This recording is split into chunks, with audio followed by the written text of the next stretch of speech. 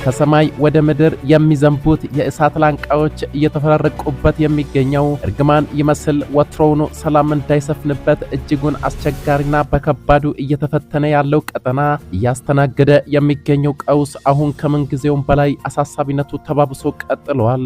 ምንም እንኳን ጦርነቱ እየተደረገ ያለው በሁለቱ ሀገራት መካከል ነው ቢባልም ዳፋው ግን ለመላው ዓለም ተርፏል።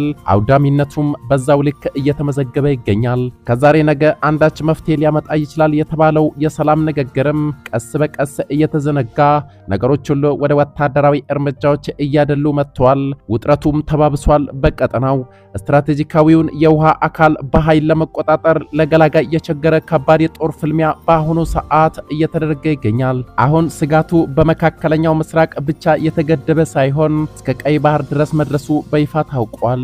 ከባህር ከመሬትና ከአየር ላይ የሚወነጨፉ ሚሳኤሎች፣ ከጦር ጀቶች የሚወረወሩ ቦምቦችና ራሳቸውን አጥፍተው የሚጠፉ ድሮኖች በጦርነቱ ላይ ዋና ተዋናይ ሆነው ጥቃቱን እየፈጸሙ እንደሚገኙ እየተዘገበ ነው።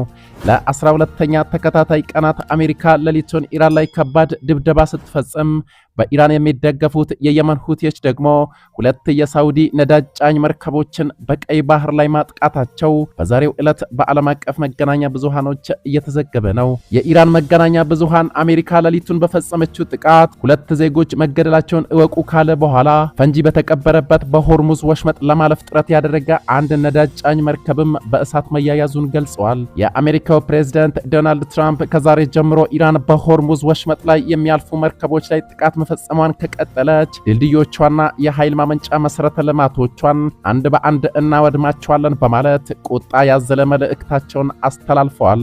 የኢራን አጋር የሆኑት ሁቲዎችም የቀይ ባህርን የሚዘጉ ከሆነ ደግሞ የከፋ እርምጃ እንደሚወስዱና ኢራንም ሙሉ ኃላፊነቱን እንደምትወስድ ፕሬዝዳንቱ በትሩዝ ሶሻል ሚዲያቸው አስጠንቅቀዋል። ሁቲዎች በሳውዲ አረቢያ የአየር ጥቃት ደርሶብናል፣ ያንን ተከትሎም አንድም የሳውዲ መርከብ ከበቢኤል መንደብ ወደ ቀይ ባህር አያልፋትም ማለታቸውን ተከትሎ በዛሬው ዕለት የመጀመሪያውን ጥቃት ማድረሳቸው ተሰምተዋል። የተጣለባቸውን እገዳ በመጣሳቸው በመርከቦቹ ላይ በድሮንና በሚሳኤሎች ጥቃት መፈጸማቸውን አስታውቀዋል። የሳውዲ ፕሬስ ኤጀንሲ በበኩሉ ሐሙስ ዕለት ኢንሴሊያ የተባለችው መርከብ በቀይ ባህር ላይ እየቀዘፈች ሳለ ጥቃት እንደተፈጸመባትና እሳት ተነስቶ እንደነበረ ዘግቧል።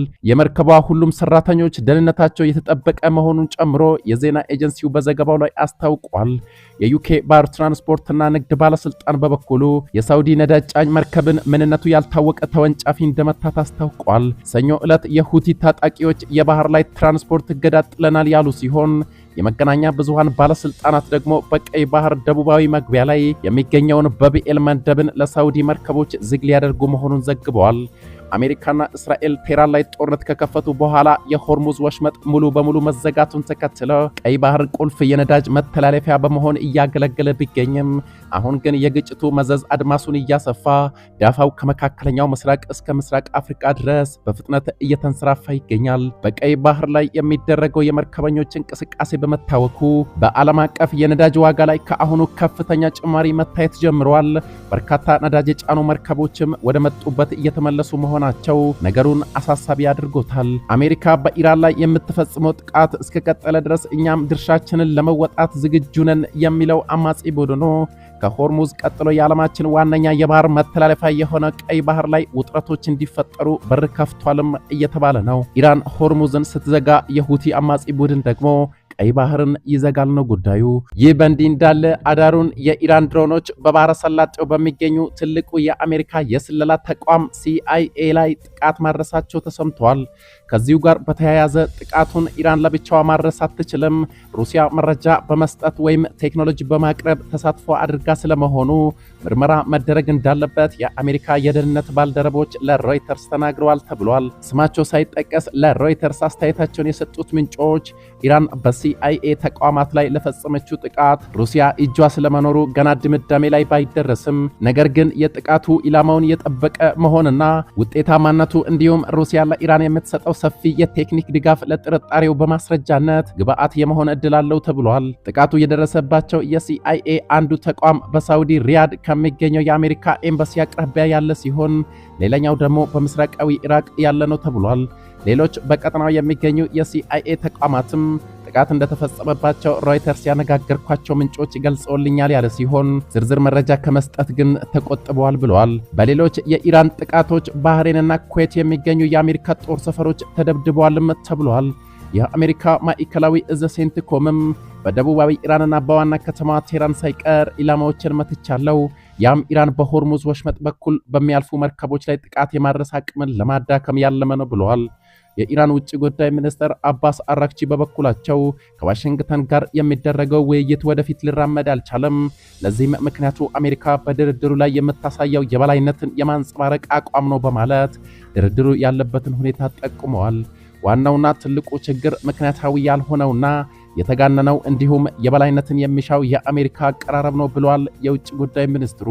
የኢራንን ሕዝብና ጥቅሞቻቸውን ከማክበር ውጪ ሌላ አማራጭ እንደሌለ እስከሚገነዘቡ ድረስ ለውይይቱ መሻሻል የሚያስችሉ ሁኔታዎች ሊፈጠሩ አይችሉም ያሉት አራክቺ ይህ እስኪሆን ድረስ ድርድር ማድረግም ሆነ መልእክቶችን መለዋወጥ ምንም ትርጉም እንደሌለው አመላክተዋል።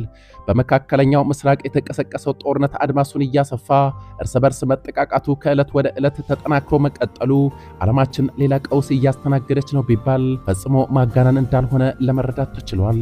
በቀጠናው ላይ አሸናፊ ሆኖ ለመውጣት በአሜሪካና ኢራን መካከል የሚደረገው ትንቅንቅ 4 ዓመታትን የተሻገረውና እየተባባሰ የመጣው የሩሲያ ዩክሬን ጦርነት ተጨምሮበት እስራኤል በፍልስጤምና በጋዛ አጠናክራ የቀጠለችው ዘመቻ ተዳምሮ ሲታይ ዓለማችን በዚህ ሰዓት ከባድ የሆነ የኢኮኖሚና የፖለቲካ ቀውስ ውስጥ መዘፈቋ አመላካች እንደሆኑ ይነገራል። ክቡራትና ክቡራን የዛሬ ሚዲያ ቤተሰቦች የአሁኑ መረጃ ይህን ይመስል ነበር። አጫጭርና ወቅታዊ መረጃዎች በፍጥነት እንዲደርሳችሁ ይህን ቻናል ከታች ሰብስክራይብ አድርጉ እያልኩ በቀጣይ መረጃ እስክንገናኝ ድረስ በያለንበት የዓለም ዳርቻ በሰላም እንቆይ።